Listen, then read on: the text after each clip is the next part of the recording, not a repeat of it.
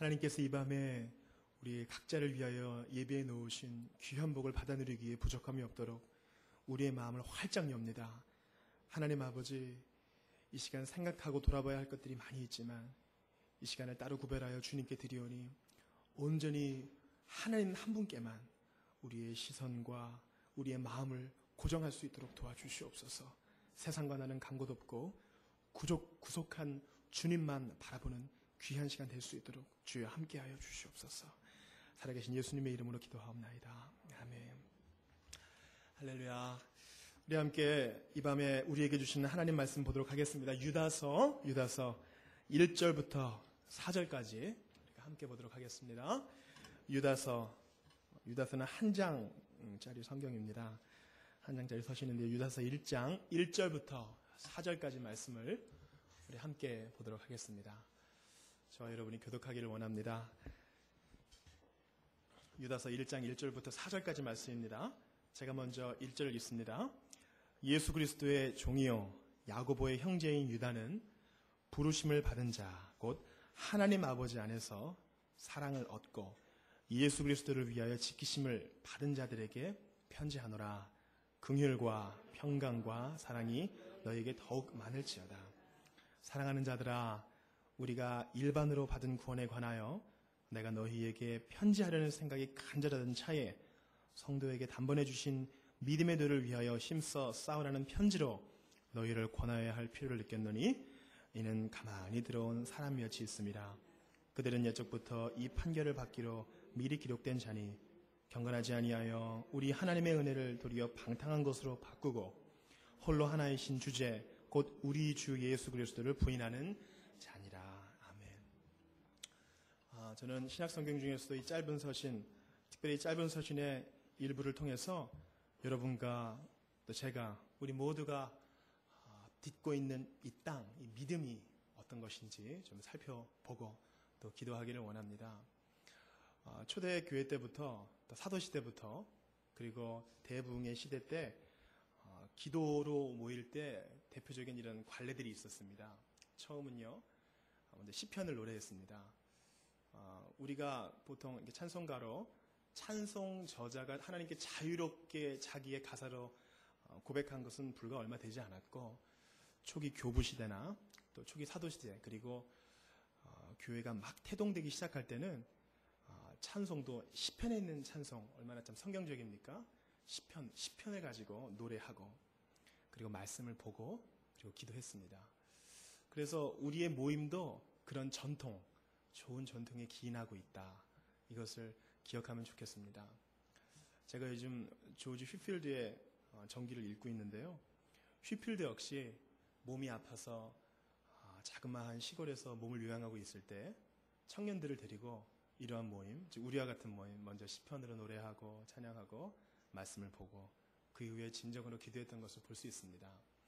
우리는 이 밤에 목적을 가지고 모였습니다. 바로 기도하기 위해 모였습니다.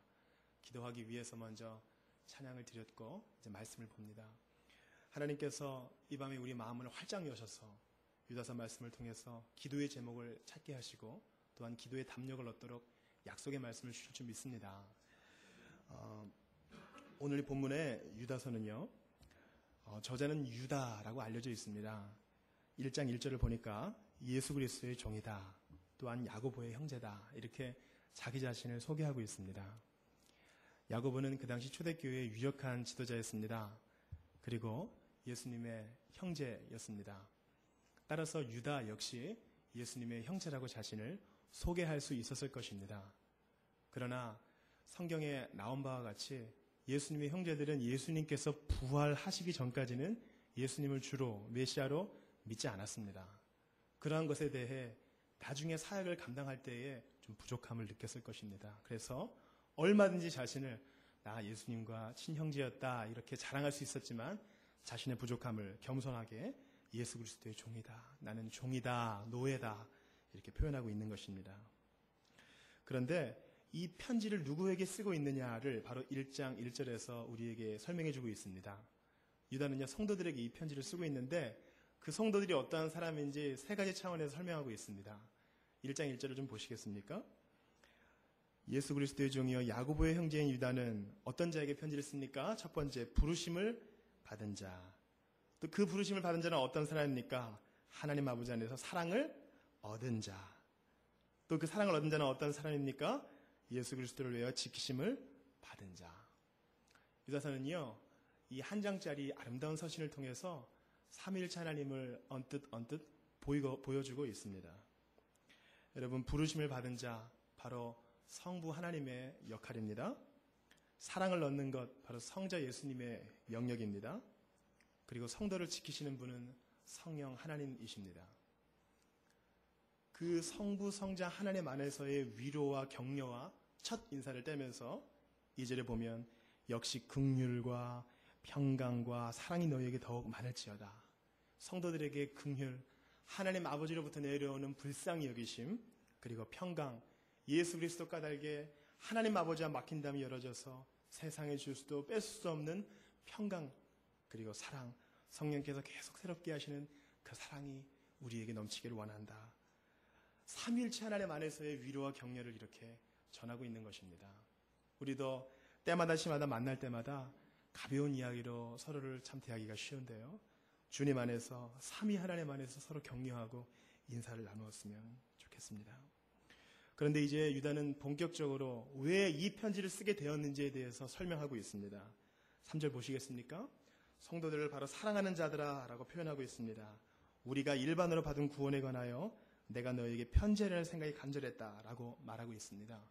유다는 로마서와 에베소서, 갈라디아서처럼 구원에 관하여, 우리가 일반으로 얻은 구원에 관하여 편지를 쓸 작정이었습니다.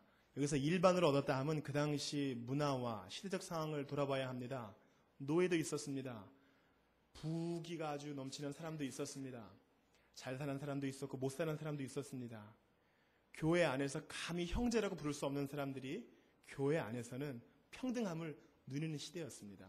그것이 예수 그리스도 안에서 가능하던 시대였습니다. 따라서 일반으로 얻은 구원이다 하면 차별 없이 우리에게 부어주시는, 차별 없이 모든 믿는 자마다 의롭다 하시는 하나님의 구원의 놀라움에 대해서 로마서와 같은, 갈라디아서와 같은, 에베소서와 같은 편지를 쓰고 싶었다는 것이었어요. 그런데 유다는 갑자기 어떤 연유에서든지 이 편지를 쓴 목적을 바꿉니다.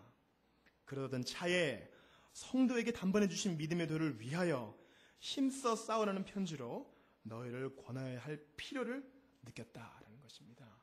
바로 시대적 상황에서 내가 성도들에게 편지를 써야 하는데 편지의 주제를 바꿔야 되겠구나. 왜? 그런 필요가 있었기 때문입니다. 그 필요는 무엇입니까? 여러분 4절을 보시면 아시겠지만 교회에 가만히 어떠한 사람들이 들어와 잘못된 가르침을 퍼뜨렸다는 것입니다. 이단 사설에 대해서 분명한 가르침을 전해야겠다는 것이 바로 유다의 이 편지를 쓴 목적이었습니다. 여러분 요즘 이제 17대 대통령이 당선되었습니다. 그래서 신문마다 또 TV마다 아주 대통령 당선자에게 집중하고 있는 것을 보고 있습니다. 여러분 그 당시의 상황은 어땠겠습니까? 약 2000년 전의 상황인데요, 그 당시 로마의 상황이 어땠는지, 또 이스라엘의 정치 환경이 어땠는지, 과연 예루살렘은 성전으로서의 사명을 다할 수 있을 것인지, 독립이나 할 수 있을 것인지, 여러 가지 사회적 이슈들이 있었지만 유다는 그것을 다루지 않고 하나님께서 지키신 이 교회 안에 뭔가 좀 잘못된 가르침이 들어오고 있다는 것에 집중하고 있는 것입니다. 이것은 우리에게도 시사하는 바가 있습니다. 시대는 계속 변합니다. 17대 대통령이 당선되었습니다. 나라는 바뀔 것입니다. 경제가 회복될 것이에요. 여러 가지 변화들이 있을 것입니다. 그럼에도 불구하고 우리는 이 교회에 집중해야 한다는 것입니다. 교회의 사명이 무엇입니까? 우리 예수님께서 교회에 남겨주신 사명이 두 가지 있어요. 그것은 진리를 수호하고 진리를 지키고, 두 번째 진리를 전하는 것입니다. 전도하는 것입니다. 전도하는 것 못지않게 중요한 것은 진리를 수호하는 것입니다. 하나님의 말씀에 무언가 더해지지 않도록 지켜야 하는 것이고요, 하나님의 말씀이 무언가 떼어져 나가지 않도록 지켜야 하는 것입니다. 지금 유다는 하나님의 말씀에 무언가 나쁜 사상이 들어와서 하나님 말씀을 가감할 수 있는 위험을 직시하고 이 편지를 쓰고 있는 것입니다. 이 교회는 얼마나 귀중합니까? 하나님께서 외로운 아담에게 그의 갈빗대를 하나 취하여서 하와를 지어주었습니다. 그때 아담이 하와에게 이는 내 뼈 중에 뼈요 살 중에 살이라. 참 낭만적인 표현인데요. 이것은요, 신랑 되신 우리 주님이 신부된 교회에게 하는 고백으로 받아야 할 줄 믿습니다. 여러분, 세상의 모든 기관과 심지어 국가까지도 없어질 것입니다. 그러나 교회는 영원히 남을 것입니다. 천국에서도 우리는 모두 교회를 이루어 하나님께 찬양과 경배를 드릴 것입니다. 교회는 남습니다. 왜냐하면 우리 주님이 교회를 끝까지 남기시고 아담이 하와에게 고백했듯 우리 교회를 향하여 야, 너희 교회는 나의 뼈 중에 뼈요 살 중에 살이다. 내가 피와 땀을 흘려 목숨을 버려 너를 샀다. 정결한 심으로 남기를 원한다.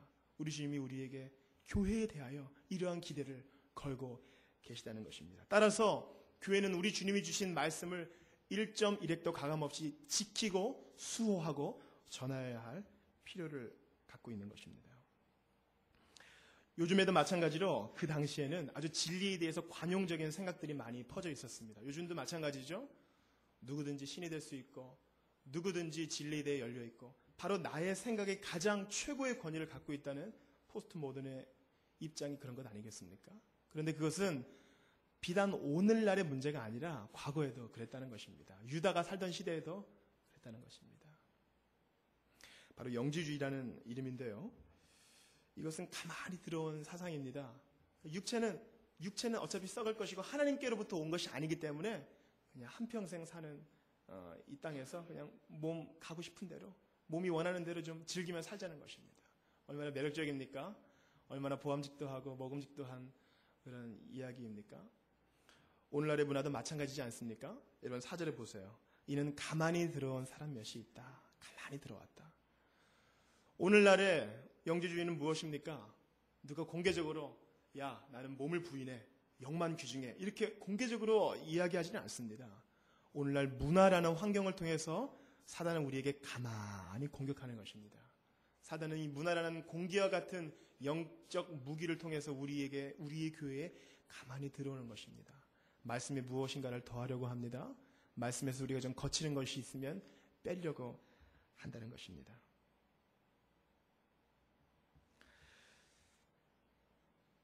(3절) 한번 보시겠습니다. 사랑하는 자들아 우리가 일반으로 받은 구원에 관하여 내가 너희에게 편지를 생각이 간절하던 차에 성도에게 단번에 주신 믿음의 도를 위하여 바로 단번에 주신 믿음의 도를 지키라고 이 편지를 쓰고 있는 것입니다. 이 단번에라는 말은요. 사도시대에 하나님께서 이미 확증적으로 말씀을 이미 모두 주셨다는 것입니다. 이미 최종적으로 완성되었다는 것입니다. 따라서 무엇인가를 더 더할 필요가 전혀 없다는 것입니다. 단번에 주신 믿음의 도를 위하여 힘써 싸우라. 힘써 싸우라는 말은 바로 운동선수가 운동 경기를 위하여 최선을 다한다는 의미입니다. 단거리 경기가 아니라 바로 장거리 경기. 끝까지 최선을 다하라는 이야기입니다. 그런데 가만히 들어온 사람들이 무엇을 말하고 있습니까? 4절 보니까 그들은 옛적부터 이 판결을 받기로 미리 기록된 자니 경건하지 아니하여 우리 하나님의 은혜를 도리어 방탕한 것으로 바꾸고 첫 번째로 가만히 들어온 사람들은 경건하지 아니하여 하나님의 은혜를 도리어 방탕한 것으로 바꾸었다.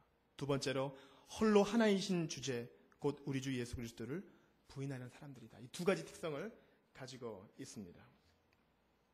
아까도 말씀드렸다시피 이 당시에 가만히 들어온 사람들은 육체를 부인하고 육체가 원하는 대로 살기를 원하는 사람들이었습니다. 여러분 그것은 오늘날에도 마찬가지입니다. 오늘날에도 하나님의 은혜를 도리어 방탕한 것으로 바꾼다. 이러한 공격들이 우리의 교회 안에 들어오고 있다는 것입니다. 어떤 의미에서 그렇습니까? 하나님의 은혜를 도리어 방탕한 것으로 바꾸는 것은요. 하나님의 거룩하심을 양보하는 것입니다. 여러분 잘 들으시기를 바랍니다. 하나님의 은혜를 거짓되게 방탕하게 바꾸는 것은 기본적인 전제부터가 틀린 것입니다. 우리가 그리스도의 복음을 전할 때 엄밀히 말해서 사도 바울은 그리스도의 복음이라고 하지 않았습니다. 바로 하나님의 복음이라고 했습니다. 복음 전도에서 시작은 무엇입니까? 예수님이 당신을 사랑하세요가 아니라 복음 전도의 시작은 하나님께서 태초에 천지를 만드셨는데 어느 누구도 하나님의 거룩에 부합되게 살지 못하였다라는 것입니다. 참된 복음 전도는 사람이 자신이 죄인임을 깨달아서 그럼 이제 어떻게 해야 한단 말인가? 이제 어찌할 거라는 고백이 터져 나오게끔 하는 것입니다. 그때 십자가에 달려 죽으신 예수님을 믿는 자마다 하나님께 의로움을 받는다는 것이 바로 그들에게 복음으로 다가온다는 것입니다.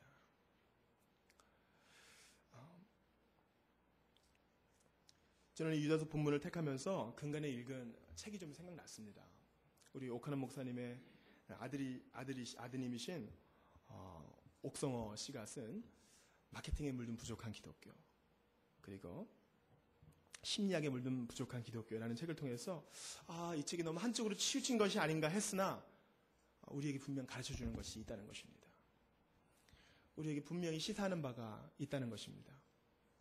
어떤 영적인 흐름이 있는지 아버지보다 훨씬 청출어람의 문장력이 있다. 그런 사람, 그렇게 평가하는 사람들이 있었습니다. 저도 동감을 합니다. 교회 안에 가만히 들어온 인간적인 수단이 바로 하나님의 무엇을 훼손시킵니까? 거룩을 훼손시킨다는 것입니다. 하나님이 당신을 사랑하세요. 예수님이 당신을 축복하세요. 잘 되기를 원합니다. 행복하기를 원합니다. 생각을 좀 긍정적으로 좀 바꿔보세요. 모든 것이 잘 될 것입니다. 이것은 나쁜 이야기가 아닙니다. 주님 안에서 받을 만한 것입니다. 그러나 우리의 시작은 무엇입니까? 하나님으로부터 시작해야 하는 것입니다. 어느 누구도 하나님의 거룩에 부합되게 살 수 없었기 때문에 우리가 어찌할꼬? 예수님만이 우리의 해답이 되는 것입니다. 하나님의 은혜를 도리어 방탕한 것으로 바꾸는 것은요, 하나님의 거룩을 양보하는 것이라고 말씀드렸습니다. 그렇게 되면 성도는 자유방임의 상태에 빠질 위험이 너무나 많이 있습니다. 그렇지 않습니까? 바울이 지적한 것처럼 은혜에 거하기 위해서 죄에 더 거하게 되는 일들이 벌어지는 것입니다. 이것은 우리가 참 듣기에 거북한 이야기입니다. 여러분, 우리가 은혜 받았던 데를 한번 생각해 봅시다. 우리가 듣기 좋은 설교만 들었습니까? 그렇지 않습니다. 말씀을 들을 때 부대낌이 있어요. 내가 들을 때 참 불편하다. 이것은 내가 받기에 참 합당치 아니하다. 그러나 그 말씀이 역사할 때 그때야 우리가 거듭날 수 있다는 것입니다. 많은 교회들이 경쟁적으로 사람들에게 듣기 좋은 이야기를 해서 사람들을 끌어모으려는 시도를 하고 있습니다. 그리고 교회 안에 가만히 들어온 생각이 어떤 것인지 돌아볼 때 그것은 참으로 회개해야 할 일인 것을 우리가 생각하게 됩니다. 하나님의 거룩을 양보하게 되면요, 하나님의 은혜를 방탕한 것으로 바꾸게 되고, 뒤이어 경건치 않은 사람의 두 번째 특징, 홀로 하나이신 주제 우리 주 예수님을 부인하는 것으로 이어지게 된다는 것입니다. 이것은 두 가지 특징이지만 연결되어 있습니다. 하나님의 거룩함을 양보하게 되면 하나님의 은혜를 방탕하게 여기게 되고, 하나님의 은혜를 방탕하게 여기게 되면 예수님이 주 되신 것이 흐릿해진다는 것입니다. 연결되어 있다는 것이 너무 놀랍지 않습니까? 주님의 거룩하심에 대해서 우리가 소홀하게 여기고 그것을 사랑이라는 이름으로 덮어버리면 예수님의 주되심을 인정할 수 없게 되고 교회의 예배가 망그러지게 된다는 것입니다. 교회 예배는 거룩하게 드려야 하는 것인데 우리 예수님의 주되심이 흐릿해져 버리면 예배는 공연이나 강연으로 치달을 가능성이 너무나 크다라는 것입니다. 그래서 유다는 너무나 진지하게 힘써 싸우라 우리에게 권면하고 있는 것입니다. 3절 말씀을 함께 읽어보겠습니다. 사랑하는 자들아, 시작. 사랑하는 자들아, 우리가 일반으로 받은 구원에 관하여 내가 너희에게 편지하려는 생각에 간절하던 차에 성도에게 단번에 주신 믿음의 도를 위하여 힘써 싸우라는 편지로 너희를 권하여야 할 필요를 느꼈노니. 이 힘써 싸우라는 말은 로마서 15장 30절에서 바울도 같은 헬라어 어근을 사용하고 있습니다. 바로 너의 기도에 나와 힘을 같이 하여, 너의 기도에 나와 힘을 같이 해라. 힘써서 해라. 힘써서 해라. 필사의 노력을 다해라 말하고 있는 것입니다. 진리를 수호하는 일에 필사의 노력을 다하라는 것입니다. 복음을 전하는 일에 필사의 노력을 다하는 것과 아울러서 하나님께서 주신 이 진리의 최종적인 계시의 말씀을 지키는데 필사의 노력을 다하라는 것입니다. 이것은 실로 목숨을 걸 만한 가치가 있다고 오늘 사도는 이야기하고 있는 것입니다. 유다는 성도들에게 제자로서의 삶에 적극적으로 동참하라고 권고하고 있습니다. 제자로서의 삶에 적극적으로 동참하라. 힘써 싸움으로 말씀을 파수하고 증거하라는 것입니다. 여러분, 많은 전도의 방법 중에 강단 초청이라고 있습니다. 얼터에서 이렇게 초청하는 것입니다. 오늘 이 밤에 예수 그리스도를 믿기로 결단하는 사람들은 강단으로 나오십시오. 강단으로 나오십시오. 그런 사람들이 예수님을 믿기 위해서 강단으로 나옵니다.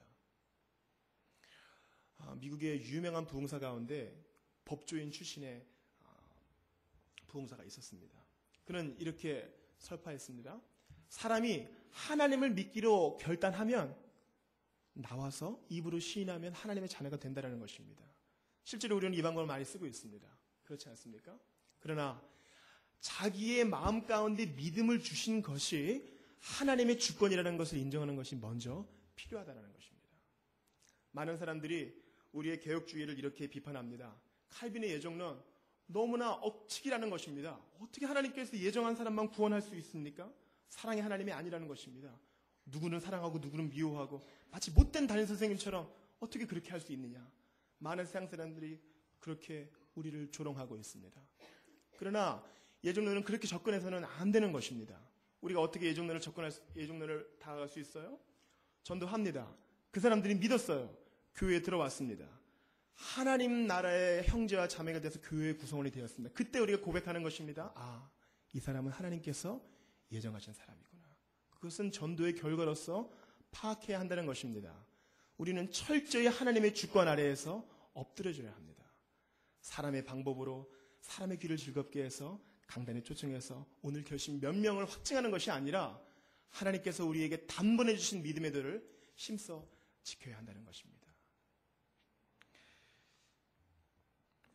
이러한 사람들이 어떤 특징을 갖고 있는지 제가 유다서를 쭉 보다가 12절 말씀에서 마음이 많이 걸렸습니다. 제가 한번 12절 말씀을 읽어드리겠습니다. 그들은 기탄 없이 너희와 함께 먹으니 너희의 애찬의 암초, 애찬은 바로 성찬입니다. 자기 몸만 기르는 목자요, 몸만 기르는 목자다. 바람에 불려가는 물 없는 구름이요, 결코 비를 내지 못합니다. 또 죽어 뿌리까지 뽑힌 열매 없는 가을나무다. 참으로 무서운 경고의 말씀이 아닐 수 없습니다. 죽어 뿌리까지 뽑힌 열매 없는 가을나무다. 여러분, 가을에는 열매를 맺어야 합니다. 우리 주님의 날에 우리 모두가 그리스도의 심판대 앞에서 선악간의 분별함을 받을 것입니다. 가을에는 열매를 맺어야 하는데 뿌리까지 죽어서 열매 없는 가을나무로 책망을 받게 된다는 것입니다. 가만히 들어온 사람들을 보다 보니까 바로 나 자신까지 보게 되었습니다. 나는 과연 열매가 있는가? 우리 주님의 말씀하신 성령의 열매가 있는가? 전도의 열매가 있는가? 사람들에게 본을 보인 적이 있는가? 나는 얼마나 말씀을 수호하기 위해 애를 썼는가? 다른 사람은 몰라도 나 자신은 알고 있지 않습니까? 바로 가만히 들어온 경건치 않은 사람들의 주된 특징은 열매가 없다는 것입니다. 그들은 하나님의 말씀을 전하고 있는 것 같지만, 교회의 멤버인 것 같지만, 그들은 열매 없는 사람으로 종국에는 책망을 받는다는 것입니다. 기탄 없이 너희와 함께 먹지만 애찬의 암초요, 자기 몸만 기르는 목자요, 바람에 불령하는 물 없는 구름이요, 죽고 또 죽어 뿌리까지 뽑힌 열매 없는 가을나무다. 열매 없는 가을나무다. 얼마나 무서운 말씀입니까? 우리는 진리를 수호해야 합니다. 또한 나 자신을 돌아보아야 합니다. 나는 얼마나 하나님의 택하신 백성답게 살고 있는가? 나는 어떠한 열매를 맺고 있는가? 힘써 싸웠다면 열매가 분명히 있을 터인데 나는 어떤 열매를 맺고 있는가? 돌아봐야 한다는 것입니다.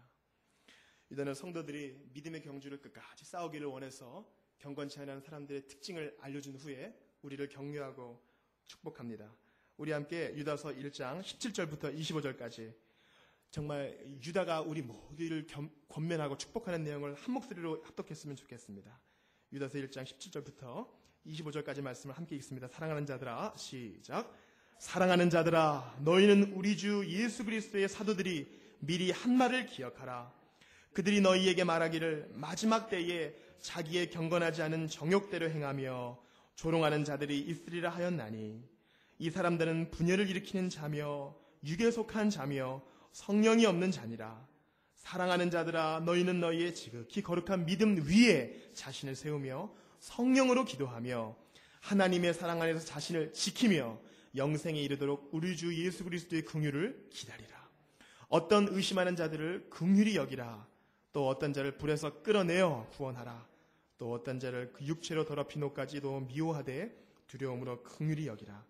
능히 너희를 보호하사 거침이 없게 하시고 너희로 그 영광 앞에 흠이 없이 기쁨으로 서게 하시리. 곧 우리 구주 홀로 하나이신 하나님께 우리 주 예수 그리스도로 말미암아 영광과 위엄과 권력과 권세가 영원 전부터 이제와 영원토록 있을지어다. 아멘, 아멘, 아멘.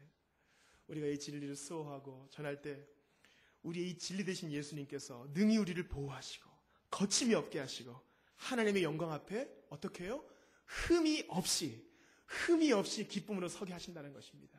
힘써 싸우는 것은 긴 경주이고 당장은 눈에 아무것도 보이는 것 같지 않고 답답하고 그만두고 싶지만 우리가 이 경주를 끝까지 싸우면 하나님의 영광 앞에 흠 없이 기쁨으로 서게 하신다. 여러분 이것을 생각할 때 얼마나 격려가 됩니까? 따라서 우리는 21절의 말씀처럼 주 예수 그리스도의 긍휼을 기다리는 일에 선수가 되어야 합니다. 말씀을 마치고자 합니다. 영국의 찰스 스펄전이라는 유명한 목사님이 이런 이야기를 했습니다. 로마 시대의 비유의 이야기를 합니다. 각 지방에서 가장 좋은 상품으로 왕에게 진수할 물건을 이제 로마 시내까지 이송을 합니다. 어느 고장에 포도가 아주 좋은 포도원이 있었습니다. 로마 황제를 위해서 포도주를 만듭니다. 가장 최고급의 포도주를 만듭니다. 그리고 마차에 포도주를 넣은 병들을 가득가득 채워넣습니다. 통들을 채워넣습니다. 그리고 먼 여행길을 갑니다. 1급 포도주를 로마로 이송하는 중에 이 포도주를 운반하던 마부가 꾀가 났습니다. 중간에 좀 갈증이 나는 것이죠. 그래서 몰래 통을 따서 포도주를 맛을 보고 정말 맛이 좋구나 이렇게 생각합니다. 계속 홀짝홀짝 마시다 보니까 통이 많이 비었습니다. 그래서 어떻게 합니까? 중간중간에 우물에서 물을 길어다가 채워 넣습니다. 포도주의 통은 꽉 차 있는 것 같은데 실제로 포도주는 많이 희석되었습니다.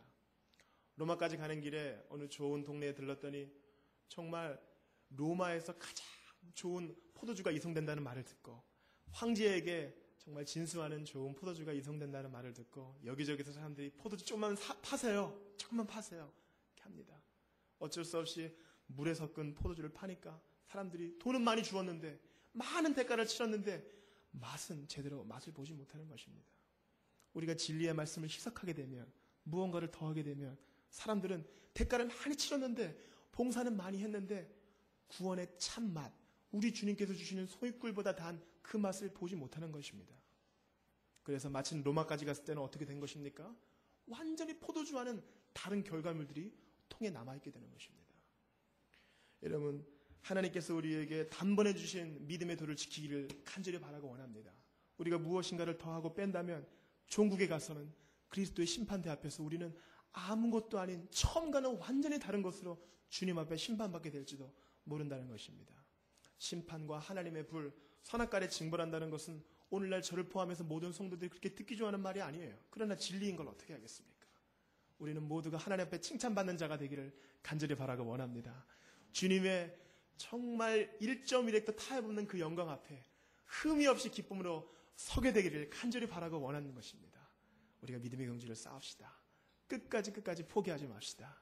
진리를 수호하고 전파하는 일에 그리고 그리스도의 긍휼을 기다리는 일에 선수가 됩시다. 1등이 됩시다. 우리 함께 말씀을 붙들고 기도하기를 원합니다. 능히 우리를 보호하사 거침이 없게 하시고 또 우리로 그 영광 앞에 흠이 없이 기쁨으로 서게 하실 하나님께서는 이 땅에서의 삶은 완전한 것이 아니라고 말씀하십니다. 왜냐하면 우리 집은 저 하늘에 있기 때문입니다. 우리의 나라, 우리의 시민권은 바로 저 하늘에 있기 때문입니다. 주님, 이 땅에서의 영적 긴장감을 갖추는 일에 부족함이 없게 도와주시고 진리의 말씀을 수호하고 증거하는 일에 있어서 우리가 끝까지 최선을 다할 수 있게 도와달라고 우리 주신 말씀을 붙들고 함께 기도하도록 하겠습니다. 하나님 아버지 감사합니다. 하나님 아버지 성도에게 단번에 주신 믿음의 도를 위하여 힘써 싸우라고 하셨습니다. 하나님의 주권을 인정합니다. 주님 그렇습니다. 주님 하나님의 은혜를 방탕한 것으로 바꾸지 않기를 원합니다. 하나님의 은혜가 얼마나 고귀한 것인지 그저 그것이 눈 감아주는 것도 아니고 그저 용서해주는 것만도 아니고 우리 예수님께서 특히 이 땅에 오시지 않을 수밖에 없었는지 복음의 진리와 그 깊이와 풍요함을 날마다 새롭게 깨달아 알기를 원합니다. 어느 누가 이것에 있어서 정통하다고 할 수 있겠습니까? 주님 매일매일 무릎을 꿇을 때마다 십자가를 바라볼 때마다 거칠고 험한 십자가를 바라볼 때마다 우리가 죄인인 것과 하나님께서 얼마나 큰 대가를 치르셨는지 돌아보게 됩니다. 하나님 아버지, 교회의 생활과 생활의 분주함으로 인하여서 이 귀한 진리가 퇴색되지 않기를 원합니다. 로마까지 가는 길에 포도가 모두 희석되어 버린 것처럼 우리도 천국 여정 가는 길에 있어서 이 진리의 말씀을 여기저기 팔아 나중에는 아무것도 아닌 것이 되지 않도록 하나님 붙들어 주시기를 간절히 바라고 원합니다. 우리 예수님의 주권까지 부인하게 되는 끔찍한 일에 이르지 않도록 우리를 붙들어 주시기를 간절히 바라고 원합니다. 주님 아버지, 뿌리까지 죽어서 열매 없는 가을나무처럼 되지 않기를 간절히 바라고 원합니다. 거짓 교사들을 잘 분별하되 문화 속에 공기치는 우리에게 다가오는 더러운 것들을 잘 분별하는 것과 동시에 나 자신을 잘 지키기를 원합니다. 주 예수 그리스도의 긍휼을 기다리기에 우리 모두가 1등이 되게 하시고 도와주시옵소서.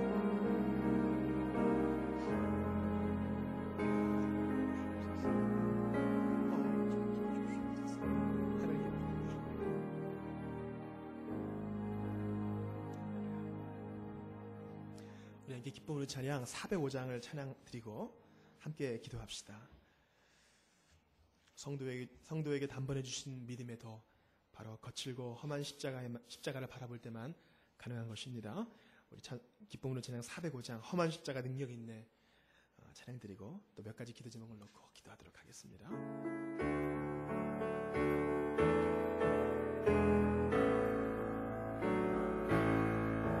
목적도 없이 나는 방황했네. 소망도 없이 살았네. 그때에 옷자국 난 그 손길 나에게 새 생명 주셨네. 험한 십자가에 능력이 있네. 거기서 나의 삶이 변했네.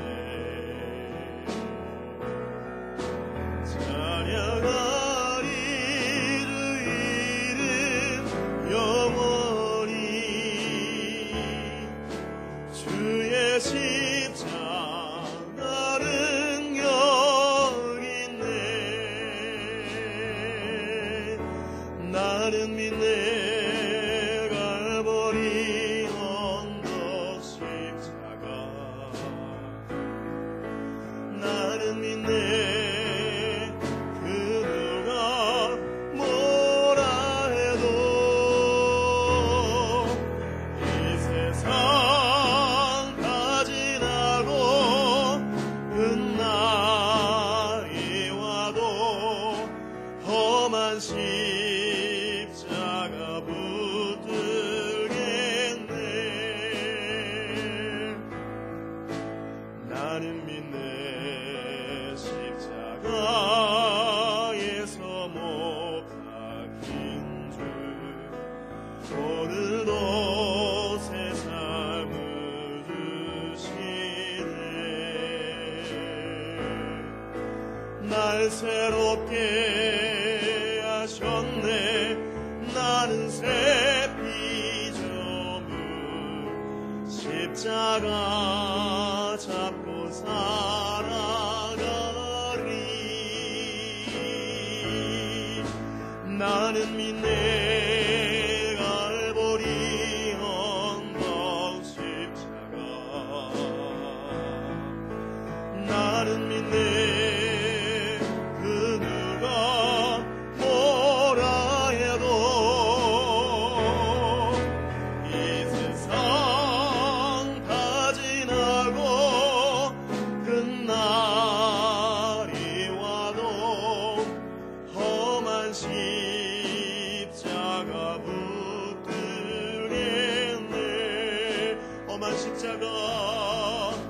험한 십자가 붙들겠네. 아멘. 우리 기도하기 전에 제가 짧은 말씀을 하나 드리고 싶습니다. 제자 훈련하는 교회에서 생활을 하다 보면 눈코 뜰 새 없이 바쁩니다. 바쁜 것의 유익, 그러니까 허탄한 일이 아니라 꼭 필요한 것에 바쁘게 되면 유익이 있더라고요. 그것은 죄 지을 시간이 없습니다. 여러분, 성도가 해야 할 두 가지 일을 오늘 말씀드렸죠. 험한 십자가를 붙들고 바로 진리의 말씀을 수호하고 그것을 증거하는 것입니다. 이제 며칠만 있으면 새가족교회는 아직 만은 아니지만 3년차가 됩니다. 3년차는 교회에 있어서 아주 중요한 시기입니다. 특별히 성도들이 계속 늘어나고 교제가 깊어질수록 우리가 아주 주의해야 할 귀신이 있는데요. 섭섭귀신이 우리를 아주 힘들게 합니다.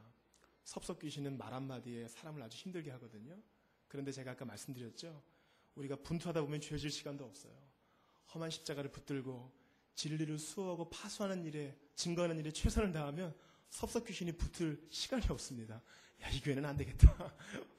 여러분, 섭섭귀신이 확 도망갈 수 있도록 주님, 우리 모두가 진리를 잘 수호하고 증거하는 일에 선수가 될 수 있도록 도와달라고, 또한 성도들의 마음을 주님 붙들어 달라고, 우리 함께 온 성도들을 위해서 특별히 생각나게 하시는 성도들이 있을 것입니다. 나의 가족이든 나의 다락방 수련이든 또한 하나님께서 어떠한 방법으로 생각나게 하는 사람들이 있다면 기도해 주시고, 특별히 교회의 리더십, 여러분, 우리 사탄 마귀는 지혜 있는 자들입니다. 가장 교회를 파괴하는 가장 손쉬운 길은 담임 목사님을 공격하는 일이에요. 교회 리더십, 우리 담임 목사님을 위해서, 또 모든 섬기는 이들을 위해서 우리 함께 기도하며 주님 앞에 중보기도 하겠습니다. 아버지, 간절히 구하고 원합니다. 험한 십자가 붙드는 일에 있어서 우리 모두가 선수가 될 수 있도록 도와주시고, 진리의 말씀을 수호하고 잘 지키고, 그러려면 매일매일 말씀을 보아야 합니다. 또한 전파합니다. 말씀을 전파하고 전도하기 위해서는 말씀의 샘에 말씀이 늘 고여 있어야 합니다. 그렇지 않고 요란한 꽹과리처럼 말만 많아지기를 원치 않습니다. 때를 어떤지 알지 못하든지 하나님, 사람들이 물어보면 내 안에 있는 소망에 관한 이유를 잘 설명할 수 있기를 원합니다. 입술의 능력이 아닌 하나님의 능력으로만 가능케 되기를 원합니다. 복음 전도와 양육에 있어서 사람의 자랑이 조금도 설 자리가 없도록 주님께서만 온전히 영광 받아주시고 주님이 전적으로 역사해 주시기를 간절히 바라고 원합니다. 교회 리더십 위해서 기도합니다. 하나님 목사님 붙들어주시고, 건강 붙들어주시고, 모든 사역자를 붙들어주시고, 하나님 특별히 하나님 제대 훈련받고 이제 순장 훈련받는 이들도 축복해 주시고, 사역 훈련받는 이들도 축복하여 주시고, 이 기자를 풍성할 수 있도록 도와주시기를 간절히 바라고 원합니다. 험한 십자가를 붙들고 하나님 아버지, 우리가 함께 주 예수님의 날까지 하나님의 힘써 싸운 일에 하나가 되기에 섭섭귀신이 주님 어둠의 영이 파고들 힘도 없이 하나님 우리 모두 하나님을 지켜나갈 수 있도록 도와주시옵소서. 성도에게 단번에 주신 믿음의 뜰을 잘 지킬 수 있도록 우리 주님 도와주시옵소서. 주님의 십자가 못 박힌 그 손길을 바라보고 내 자신을 바라보고 나의 일은 없도다, 오직 예수 피밖에 없도다, 하나님이 주신 은밖에 없도다 볼 수 있도록 도와주시옵소서. 하나님 도와주시옵소서. 우리 주님 도와주시기를 간절히 바라고 원합니다. 하나님 도와주시옵소서. 우리 주님 도와주시옵소서. 하나님 아버지, 내 자신을 드립니다. 하나님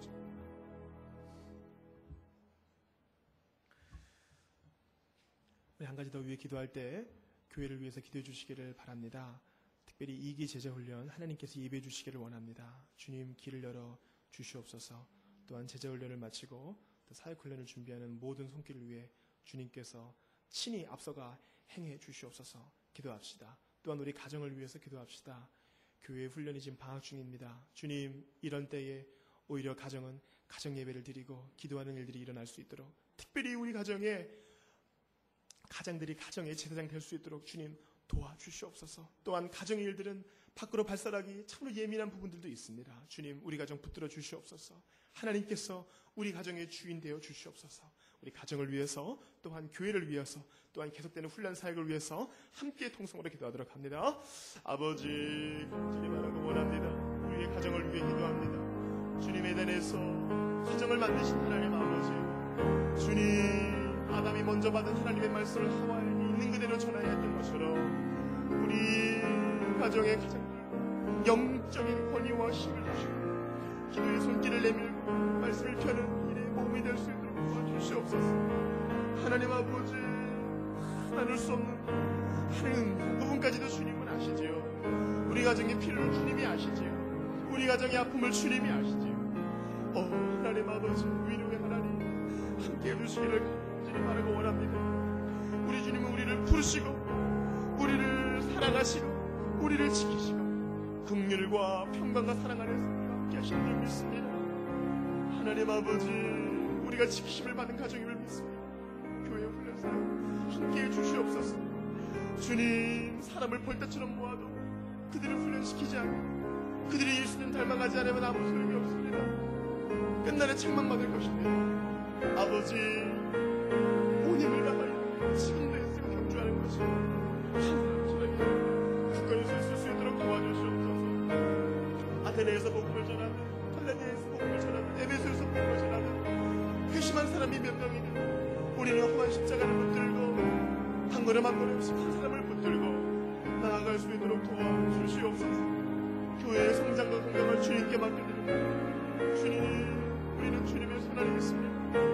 우리 주님의 선한 오른손이 우리를 붙드시고 인도하여 주시옵소서. 훈련과 새로운 세대 올리기 가운데 기름 부어주셔서 놀라운 변화의 간증들이 터져나올 수 있도록 도와주시고, 우리 모두가 예수님 닮기 위하여 또한 성도의 온전한 분량에 다다르기 위하여 지금도 할 수 있도록 도와주시기를 간절히 바라고 원합니다. 아버지, 우리의 가정, 특별히 자녀들이 있습니다. 하나님 아버지, 경건한 자의 자녀들, 그들에게 주님이 피난처가 되어주신다고 하셔서 이 험한 세상 가운데 주님, 그들이 피난처가 되어 주시옵소서. 그로써 그들을 책임질 수 있는 일은 영원합니다. 한계가 있습니다. 하나님, 주님이 그들의 피난처가 되어주셔서 언제에서도 붙들어주시지 않으면 주님, 우리는 낭망할 수밖에 없습니다. 우리 부모들, 나이 많으신 이들, 형제와 자매들, 자녀들에게까지 우리의 배우자 주님이 그들의 피난처가 되어주시고 요동치 않도록 붙들어 주시옵소서. 십자가에 오신 주님을 말하고 주시옵소서.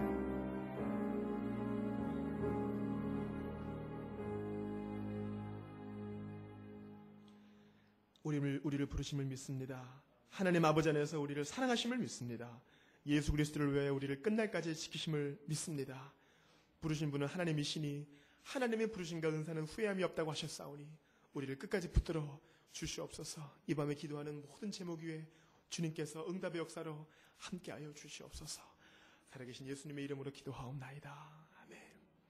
우리 함께 개인 기도하고 또한 내일 새벽 6시에 또 회와 같은 얼굴로 함께 모여 3대가 은혜 받는 새벽 기도 드리기를 원합니다. 우리 함께 개인 기도 드리시고 또 자유롭게 돌아가시기를 바랍니다.